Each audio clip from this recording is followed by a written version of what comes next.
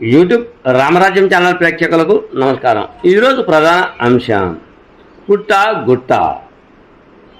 ఇది ఆంధ్రప్రదేశ్ కాదు, మన రాయలసీమలో పండుగ అనే అంశంపై విశ్లేషణ. ఈ విశ్లేషణ మీరు చూసే ముందుగా మీరు నా ఛానల్ లైక్ చేయండి, షేర్ చేయండి, ఆ తర్వాత సబ్స్క్రైబ్ చేయండి.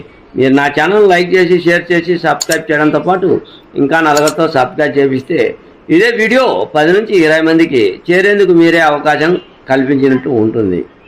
ఇప్పుడు ప్రస్తుతం మనం చర్చించుకుంటాం రాయలసీమలో, ఆ తర్వాత ఆంధ్రప్రదేశ్లో పలు ప్రాంతాల్లో బ్రహ్మాండంగా జరుపుకునే పండుగ ఏమిటి అంటే నాగుల చవితి పండుగ.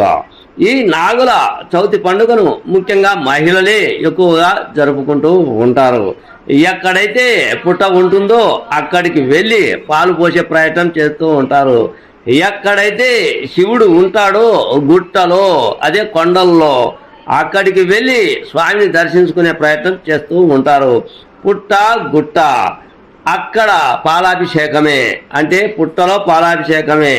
అటు తర్వాత గుట్ట. గుట్ట అంటే ఎక్కడైనా సరే శివుడు గుట్ట మీదనే ఉంటాడు. ఆ గుట్ట మీద శివునికి పాలాభిషేకం చేసేందుకు ప్రయత్నాలు చేస్తూ ఉంటారు. అది శ్రీశైలం అనుకోండి, ఇతర ప్రాంతాలు అనుకోండి, అంతా గుట్ట పుట్ట. పుట్టలో పాలు, అటు తర్వాత గుట్టలో ఏందో దేవుని దర్శనానికి పాలు అనే అంశం. ఇది ఎందుకో సెంటిమెంట్ ముఖ్యంగా మహిళల్లో ఆంధ్రప్రదేశ్లో, రాయలసీమలో కలిగింది. పుట్ట గురించి ఎప్పుడు పట్టించుకోరు, గుట్ట గురించి పట్టించుకుంటారు. పుట్ట ఎప్పుడు గుర్తు వస్తుంది అంటే అది కేవలం నాగల చవితి పండుగకి ఆ పుట్ట గుర్తు వస్తుంది.